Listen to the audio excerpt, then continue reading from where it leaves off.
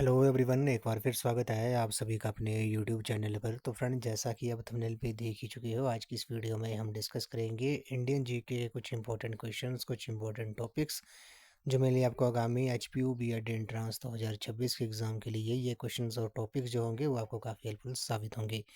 तो फ्रेंड्स, आज जो हम क्वेश्चंस और टॉपिक डिस्कस करेंगे वे अकॉर्डिंग टू सिलेबस, जो official syllabus H P U B Ed H P U ने जारी किया था उसी के अकॉर्डिंग मैं आपके लिए आज टॉपिक्स लेके आया हूँ। तो आपने वीडियो के एंड तक बने रहना है। तो फ्रेंड्स, अगर आप H P U B Ed entrance 2026 की तैयारी कर रहे हो और कंप्लीट स्टडी मटेरियल अगर आप पी डी एफ में परचेज़ करना चाहते हो तो मात्र आपने ₹99 जो है वो पेड करने हैं। पेमेंट जो है वो आपने दिए हुए व्हाट्सएप नंबर पे आपने पेमेंट कर देनी है। उसके बाद आपने जो पेमेंट का जो स्क्रीनशॉट है वो आपने दिए हुए व्हाट्सएप नंबर पर ही सेंड कर देना है। उसके बाद आपको प्रोटेक्टेड पीडीएफ जो है वो प्रोवाइड कर दी जाएंगी और पीडीएफ प्रोवाइड करने के बाद, पेमेंट करने के बाद आपको बॉयज़ और गर्ल्स को अलग अलग व्हाट्सएप ग्रुप में जो है वो ऐड कर दिया जाएगा। और उन व्हाट्सएप ग्रुप में पेड पीडीएफ्स के बाद आपको इंपॉर्टेंट कंटेंट मटेरियल जो होगा H P U B Ed entrance के रिलेटेड वे आपको फ्री ऑफ कॉस्ट जो है वहाँ पर अप टू डेट आपको प्रोवाइड किया जाएगा। तो बस मात्र आपने ₹99 जो है वो पेड करने हैं। पेमेंट का स्क्रीनशॉट आपने दिए हुए नंबर पे कर देना है और उसका स्क्रीनशॉट पेमेंट का आपने इसी नंबर पे आपने व्हाट्सएप कर देना है। तो फ्रेंड्स, अगर आप H P U B Ed entrance 2026 की तैयारी कर रहे हो तो इसके लिए मैंने एक अलग से प्लेलिस्ट बनाई है जिसका जो लिंक है वो मैंने डिस्क्रिप्शन बॉक्स में दे दिया है। आप वहां पर जाकर वीडियोस देख सकते हो। वहां पर आपको सभी सेक्शंस की वीडियोस आपको देखने को मिलेंगी। तो फ्रेंड्स, जैसा कि आपको पता है कि इंडियन जीके के जो है वो 15 क्वेश्चन जो है वो पूछे जाते हैं H P U B Ed entrance में। अब जब ऑफिशियल सिलेबस जारी किया था एचपीयू ने तो उसमें उन्होंने जो जीके की सेक्शन थी जिसमें एचपी जीके और इंडियन जीके था, वहाँ पर उन्होंने उनके जो सब टॉपिक थे जीके के, इंडियन जीके के और एचपी जीके के भी टॉपिक मेंशन किए थे कि कौन किस किस टॉपिक से क्वेश्चन पूछा जाएगा एग्जाम में। तो उसी के अकॉर्डिंग मैं आपके लिए आज जो है वो टॉपिक्स लेके आया हूँ और कुछ क्वेश्चंस लेके आया हूँ। तो फ्रेंड्स, वीडियो को शुरू करते हैं। तो सबसे पहले बात करते हैं हम संविधान निर्माण के बारे में। कॉन्स्टिट्यूशन का जो टॉपिक था, तो संविधान निर्माण का जो के बारे में हम बात करेंगे। कॉन्स्टिट्यूशन ऑफ इंडिया का जो है टॉपिक दिया था ऑफिशियल सिलेबस में, तो उसको थोड़ा हम डिटेल में डिस्कस कर लेते हैं। तो सबसे पहले बात करते हैं इंपॉर्टेंट फैक्ट्स के बारे में। तो सन 1946 में कैबिनेट मिशन योजना के अंतर्गत भारत के संविधान के निर्माण के लिए संविधान सभा का गठन किया गया था। तो कैबिनेट मिशन योजना आपने याद रखनी है, कब इसका गठन हुआ था? 1946 में हुआ था। और एक आपने डबल स्टार लगा के जो है वो नोट कर लेना है कि संविधान बनाने का जो सबसे पहले विचार था, सबसे पहले जो आइडिया दिया था, वे किसने दिया था?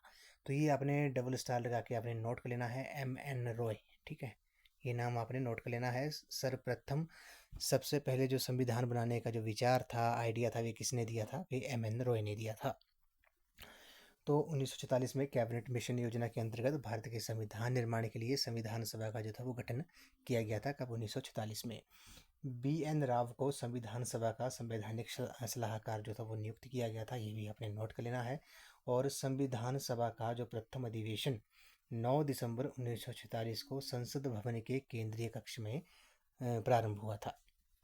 तो संविधान सभा का जो प्रथम अधिवेशन था वे कब हुआ था? वे 9 दिसंबर 1946 को हुआ था संसद भवन के केंद्रीय कक्ष में। डॉक्टर सच्चिदानंद सिन्हा को सर्वसम्मति से अस्थायी अध्यक्ष जो था वो चुना गया था। तो अस्थायी अध्यक्ष जो था वो किसे चुना गया था? वे डॉक्टर सच्चिदानंद सिन्हा को। कब? 9 दिसंबर 1946 को, जब पहला अधिवेशन हुआ था संविधान का। उसके बाद बात करते हैं उसके बाद बात करते हैं 11 दिसंबर 1946 को की बैठक में डॉक्टर राजेंद्र प्रसाद को सभा का स्थायी अध्यक्ष जो था वो चुना गया था। तो स्थायी अध्यक्ष जो था वो किसे चुना गया था? डॉक्टर राजेंद्र प्रसाद को। आपको पता है ये हमारे स्वतंत्र भारत के प्रथम राष्ट्रपति थे डॉक्टर राजेंद्र प्रसाद जी। ठीक है, तो ये संविधान सभा का जो था इन्हें स्थायी अध्यक्ष जो था वो चुना गया था। और उपाध्यक्ष जो था वो किसे चुना गया था? ये क्वेश्चन भी आपसे एग्जाम में पूछ सकते हैं कि संविधान सभा का जो तो अस्था सॉरी एक स्थायी अध्यक्ष था, उपाध्यक्ष जो था। स्थायी अध्यक्ष जो थे वो डॉक्टर राजेंद्र प्रसाद थे और उपाध्यक्ष जो थे संविधान सभा के वे कौन थे? वे आपने नोट कर लेना है। एच सी मुखर्जी जी को जो था वो उपाध्यक्ष जो था वो चुना गया था। ये आपने नोट कर लेना है, ये क्वेश्चन जो है काफ़ी इंपॉर्टेंट है।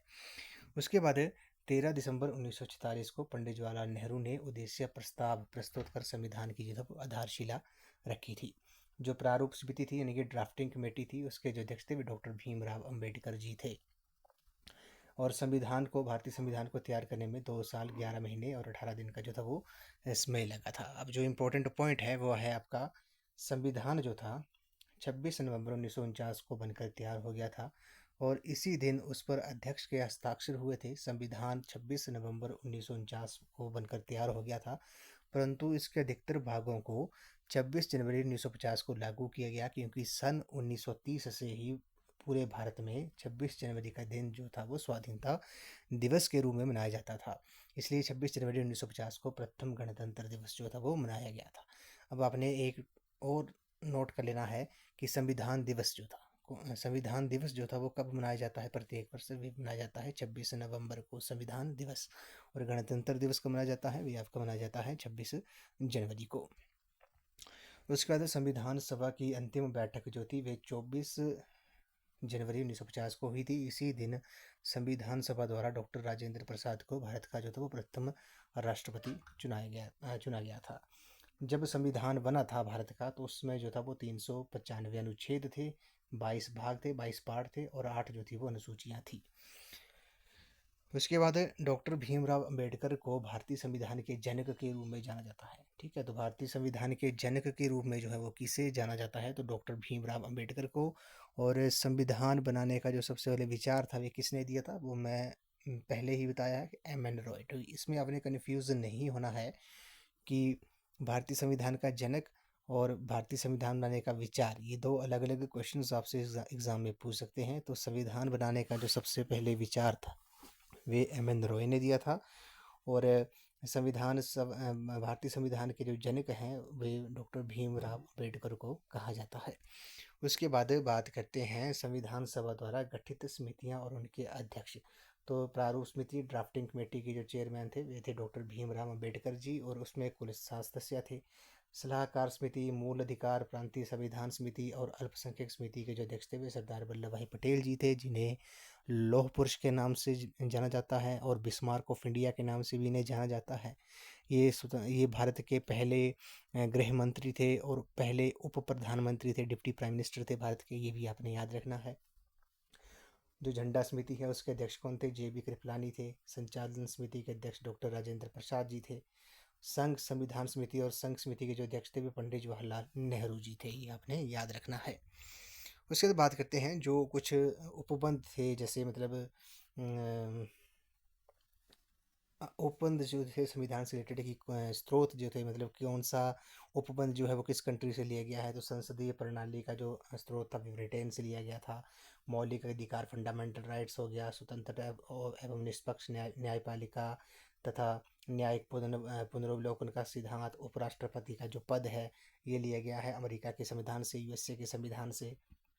गणतंत्रात्मक शासन व्यवस्था ये फ्रांस से लिया गया है, रिपब्लिक। ठीक है, संघात्मक शासन व्यवस्था ये कनाडा से लिया गया है। संविधान संशोधन प्रक्रिया, यानी कि संविधान में हम कुछ भी संशोधन करते हैं वे किस देश के संविधान से लिया गया है, वे दक्षिण अफ्रीका के देश से लिया गया है। उसके बाद आपात उपबंध इमरजेंसी, ये पश्चिमी जर्मनी का वाइमर संविधान से लिया गया है। समवर्ती सूची हो गया, प्रस्तावना की भाषा प्रियम्बल की लैंग्वेज होगी, केंद्र और राज्यों के मध्य शक्ति विभाजन, ये जो काफ़ी इंपॉर्टेंट है, ये लिया गया है ऑस्ट्रेलिया के संविधान से। उसी तरह राज्य के नीति निर्देशक तत्व जो है ये काफ़ी इंपॉर्टेंट है, डायरेक्टिव पॉलिसीज ऑफ स्टेट्स। ठीक है, स्टेट्स डायरेक्टिव पॉलिसी जो है राज्य के नीति निर्देशक तत्व, राष्ट्रपति की निर्वाचक मंडल की व्यवस्था, राज्यसभा में साहित्य, कला, विज्ञान व समाज सेवा में ख्याति प्राप्त व्यक्तियों के मनोनयन का जो सिद्धांत है वे आपका लिया गया है आयरलैंड के संविधान से। मौलिक कर्तव्य हो गया आपका, फंडामेंटल ड्यूटीज़ हो गया, ये पूर्वी सोवियत संघ यानी कि रशिया को पूर्वी सोवियत संघ के नाम से जाना जाता था पहले, तो फंडामेंटल ड्यूटीज़ जो था वो रशिया के संविधान से जो है वो लिया गया है। ठीक है, तो इसका आप स्क्रीनशॉट भी ले सकते हो। यहाँ से क्वेश्चन जो है एग्ज़ाम में पूछ सकते हैं या पहले पूछा भी गया है। ठीक है, संविधान सभा के जो अन्य कार्य थे उसके बारे में बात करते हैं। तो संविधान सभा संविधान के निर्माण और आम कानूनों को लागू करने के अलावा संविधान ने निम्न कार्य भी किए। इसने मई 1949 में राष्ट्रमंडल में भारत की सदस्यता का सत्यापन किया। 22 जुलाई 1947 को राष्ट्रध्वज को जो था वो अपनाया था। 24 जनवरी 1950 को राष्ट्रीय गान को अपनाया गया, ठीक है। और 24 जनवरी 1950 को ही राष्ट्रीय गीत वंदे मातरम को जो था वो अपनाया गया था, ठीक है। ये आपने याद रखना है। और संविधान सभा की जो अंतिम बैठक हुई थी वे कब हुई थी? वे 24 जनवरी 1950 को हुई थी। इसी दिन संविधान सभा द्वारा जो था वो डॉक्टर राजेंद्र प्रसाद जी को भारत का प्रथम राष्ट्रपति जो था वो चुना गया था। ये तो हो गया आपका जो कॉन्स्टिट्यूशन वाला टॉपिक था, संविधान वाला टॉपिक था। उसमें मैंने इम्पोर्टेंट जो पॉइंट्स थे, इम्पोर्टेंट टॉपिक जो थे वो थोड़े से डिस्कस के लिए, बाकी जो रहते हैं वे मैं आपको नेक्स्ट वीडियो जब भी आएगी इंडियन जीके की उसमें हम डिस्कस कर लेंगे। अब उसके बाद बात करते हैं सौरमंडल के कुछ इंपॉर्टेंट फैक्ट्स के बारे में, सोलर सिस्टम के बारे में, क्योंकि यहाँ से जो है वो हर एक बार प्रीवियस एग्जाम में भी एक क्वेश्चन जो है वो सौरमंडल से पूछा ही जाता है। तो सबसे पहले बात करते हैं जो सौरमंडल में कुल कितने ग्रह हैं। पहले तो आपको ये पता होना चाहिए 8 ग्रह हैं, ठीक है। सबसे बड़ा ग्रह जो है वो बृहस्पति है, जुपिटर है। सबसे छोटा ग्रह जो है वो बुध है, मरकरी है। पृथ्वी का उपग्रह कौन सा है? ये पता है आपको, चंद्रमा है। और आपने यहाँ से एक बात और याद रखनी है, क्वेश्चन आपसे एग्जाम में पूछ भी सकते हैं कि अगर मान लो आपका किसी आप में से किसी भी एस्पिरेंट का मान लो आपका वेट है 30 केजी, ठीक है। अर्थ पर मतलब पृथ्वी पर आपका जो वेट है वे है आपका 30 केजी है, और आपको चंद्रमा पर भेज दिया जाता है। तो पूछ लेते हैं कि अगर पृथ्वी पर आपका 30 केजी आपका भार है, वेट है, तो चंद्रमा पर कितना होगा? तो हमेशा आपने याद रखना है जितना वेट हमारा पृथ्वी पर होगा उसका 1/6 यानी कि 1/6 जो भाग होगा उसका वे हमारा चंद्रमा पर वेट होगा। तो 30 केजी आपका अर्थ पर आपका वेट है, तो चंद्रमा पर होगा 1/6 ऑफ 30, मतलब पृथ्वी के ऊपर जितना भार होगा उसका 1/6 भाग जो है वो चंद्रमा पर होगा। तो 6 6 6 5 30, तो कितना आ गया? 5 केजी। तो अगर आपका पृथ्वी पर अगर आपका 30 केजी भार है तो चंद्रमा पर आपका 5 केजी होगा, ठीक है। तो 1/6 आपने याद रखना है। उसी तरह सूर्य से निकट जो सबसे ग्रह है, सूर्य के नज़दीक सबसे ग्रह जो है बुध है, मरकरी है। सूर्य से सबसे दूर है आपका वरुण है। पृथ्वी के सबसे निकट जो ग्रह है वे आपका शुक्र है, वीनस है। सबसे अधिक चमकीला जो है वो आपका शुक्र ग्रह है, वीनस है। वीनस को morning star as well as evening star के नाम से भी जाना जाता है, सांझ का तारा, भोर का तारा, ठीक है। सबसे चमकीला तारा साइरस हो गया। सबसे अधिक उपग्रहों वाला जो ग्रह है वह आपका बृहस्पति है। सबसे अधिक ठंडा है वरुण है, नेपच्यून है। सबसे अधिक भारी जो है वो आपका बृहस्पति है, जुपिटर है। जुपिटर को विंटर प्लैनेट के नाम से भी जाना जाता है। रात्रि में लाल दिखाई देने वाला जो ग्रह है वह आपका मंगल है।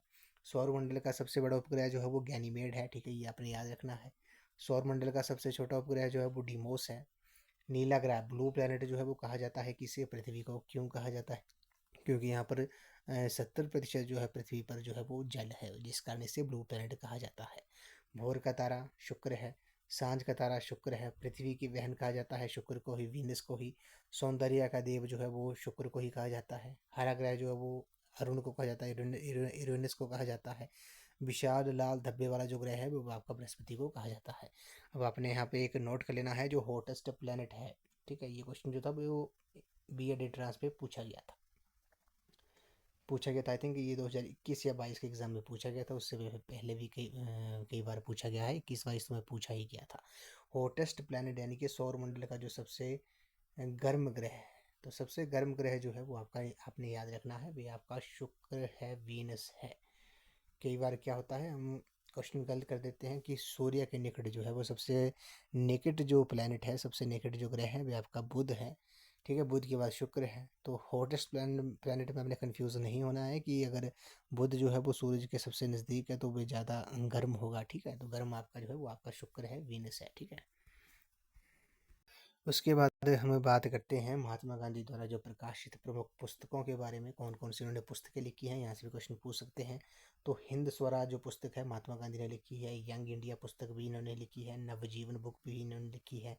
हरिजन बुक भी इन्होंने लिखी है। हरिजन सेवक हो गया, हरिजन बंधु हो गया, ये पुस्तकें भी जो हैं वे महात्मा गांधी द्वारा लिखी गई हैं। उसी तरह इंडियन ओपिनियन पुस्तक इन्होंने लिखी है। सॉन्ग्स फ्रॉम ब्राइजन ये पुस्तक भी। गोखले माय पॉलिटिकल गुरु ये पुस्तक भी महात्मा गांधी द्वारा लिखी गई है, ये भी आपने नोट कर लेना है। उसी तरह अन्य स्वतंत्रता सेनानियों की जो प्रमुख पुस्तकें भी परीक्षा में पूछी जाती हैं, ठीक है, तो कौन सी है? Why I am an atheist, तो ये जो पुस्तक है वे सरदार भगत सिंह द्वारा जो थी वो लिखी गई थी। डिस्कवरी ऑफ इंडिया ये जवाहरलाल नेहरू जी ने लिखी थी पुस्तक। और आपने एक और बात याद रखनी है, अगर आपसे पूछते हैं कि rediscovery of India, rediscovery of India जो पुस्तक है ये किसने लिखी है? ये मेघनाथ देसाई ने लिखी है। अगर डिस्कवरी ऑफ इंडिया पूछा जाएगा तो जवाहरलाल नेहरू, अगर रीडिस्कवरी ऑफ इंडिया पूछा जाएगा तो मेघनाथ देसाई। उसके बाद बात करते हैं letters from our father to his daughter, ये जो पुस्तक है काफ़ी इंपॉर्टेंट है, ये पंडित जवाहरलाल नेहरू जी ने ही लिखी है। द इंडियन स्ट्रगल जो पुस्तक है वे सुभाष चंद्र बोस जी ने लिखी है, ये आपने नोट कर लेना है। उसके बाद बात करते हैं प्रमुख समितियों के बारे में, यहाँ से भी क्वेश्चन एग्जाम में पूछा जाता है। तो नरसिम्हा समिति जो थी वो बैंकिंग सुधार से संबंधित थी, ठीक है। चालिया समिति कर सुधार टैक्स से रिलेटेड थी। रंगराजन समिति भुगतान संतुलन से संबंधित थी। जानकी रमन समिति प्रतिभूति घोटाला हो गया। स्वामीनाथन समिति जनसंख्या नीति हो गया। महालनोबिस समिति राष्ट्रीय आय से हो गया।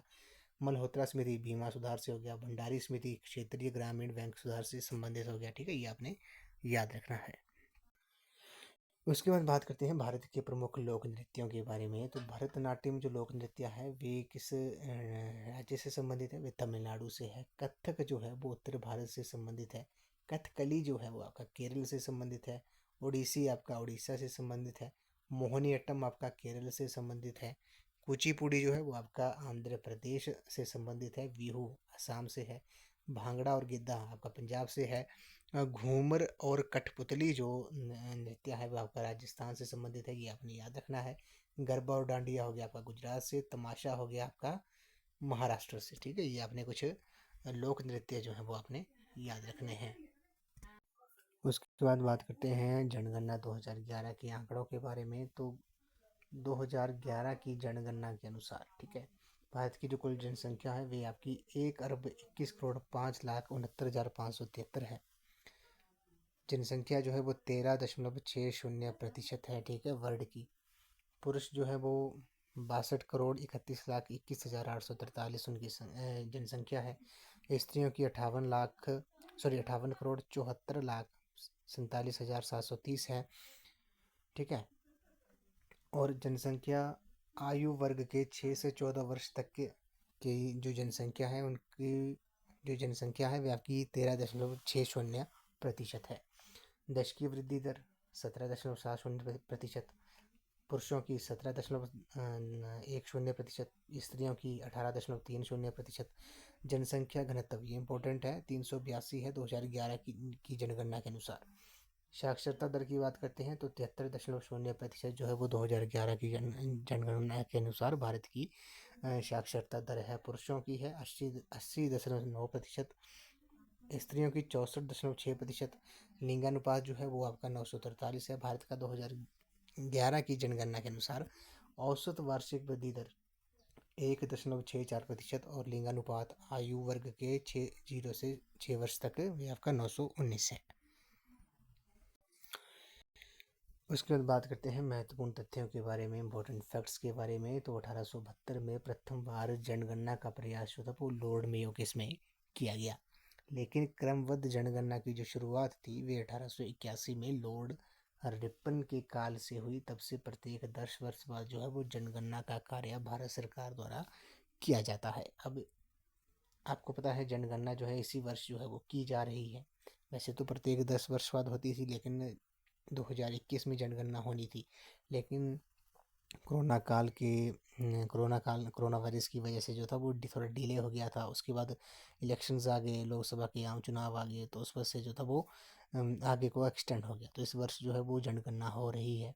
आपको पता है अगले वर्ष तक आपके आंकड़े भी आ जाएंगे जनगणना के, ठीक है, 2027 तक। उसके बाद 1911-21 का दशक भारतीय जनसंख्या की महान विभाजक रेखा यानी कि ग्रेट डिवाइड लाइन जो है कहा जाता है, क्योंकि इस दौरान जनसंख्या जो वृद्धि दर जो थी वो ऋणात्मक थी, यानी कि नेगेटिव थी। ये आपने याद रखना है। तो एग्ज़ाम में आपसे पूछ सकते हैं कि ग्रेट डिवाइड लाइन जो है वो कहा जाता है किस दशक को? 1911 और 1921 के दशक को, क्योंकि इस दौरान जो था वो जनसंख्या वृद्धि दर जो था वो ऋणात्मक था।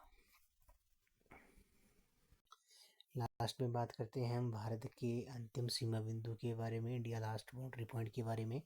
तो दक्षिणतम बिंदु जो है वो अंतिम बिंदु जो है भारत का भी आपका इंदिरा पॉइंट है।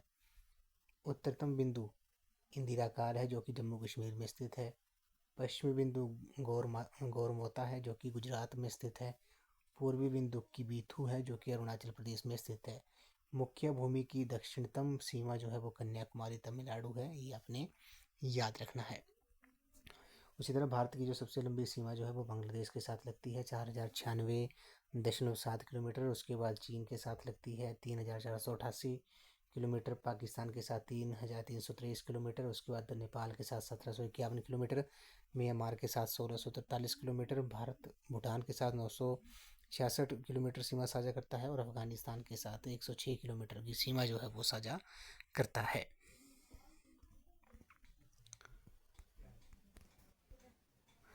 तो फ्रेंड्स आज की इस वीडियो में बस इतना ही। आज हमने इंडियन जीके के कुछ इंपॉर्टेंट टॉपिक्स जो हैं वो डिस्कस किए हैं जो कि ऑफिशियल सिलेबस में दिया गया था। तो फ्रेंड्स आई होप आपको ये वीडियो पसंद आई होगी। तो वीडियो को लाइक शेयर एंड कमेंट जरूर कर दें और चैनल को सब्सक्राइब भी जरूर कर दें। बेल आइकन प्रेस करना ना भूलें और नोटिफिकेशन। तो आज हमने इंडियन जीके के कुछ इंपॉर्टेंट टॉपिक्स जो हैं वो डिस्कस किए हैं जो कि ऑफिशियल सिलेबस में दिए गए थे एचपी द्वारा। तो फ्रेंड्स आई होप आपको वीडियो पसंद आई होगी। तो वीडियो को लाइक शेयर एंड कमेंट जरूर कर दें। चैनल को सब्सक्राइब भी जरूर कर दें और बेल आइकन प्रेस करना ना भूलें और नोटिफिकेशन ऑन कर दें ताकि मेरे आने वाली हर वीडियो की नोटिफिकेशन आपको मिलती रहे। तो फ्रेंड्स अगर आप कंप्लीट स्टडी मटेरियल जो होगा अगर आप परचेज़ करना चाहते हो पीडीएफ फॉर्म में एचपीयू बीएड एंट्रेंस 2026 का, तो 9816270168 नंबर पे आपने व्हाट्सएप करना है। पेमेंट का जो स्क्रीनशॉट है 99 रुपीज़ मात्र आपने पेड करने हैं। पेमेंट इसी नंबर पे करनी है और पेमेंट का जो स्क्रीनशॉट है वो भी अपने इसी नंबर पे सेंड कर देना है। उसके बाद आपको प्रोटेक्टेड पीडीएफ जो है वो प्रोवाइड कर दी जाएंगी और पीडीएफ प्रोवाइड करने के बाद आपको अलग अलग व्हाट्सएप ग्रुप में जो है वो ऐड कर दिया जाएगा। बॉयज़ को अलग व्हाट्सएप ग्रुप में और गर्ल्स को अलग व्हाट्सएप ग्रुप में। उन व्हाट्सएप ग्रुप में आपको free of cost up to date content और मटेरियल जो है वो प्रोवाइड कर दिया जाएगा। तो मात्र आपने 99 रुपीज़ पेड करने हैं इसी नंबर पे। पेमेंट का स्क्रीनशॉट जो है वो भी आपने इसी नंबर पर सेंड कर देना है। तो आज की इस वीडियो में बस इतना ही। आई होप आपको ये वीडियो पसंद आई होगी। तो वीडियो को लाइक शेयर एंड कमेंट जरूर कर दें और चैनल को सब्सक्राइब भी जरूर कर दें। तो थैंक यू फ्रेंड्स।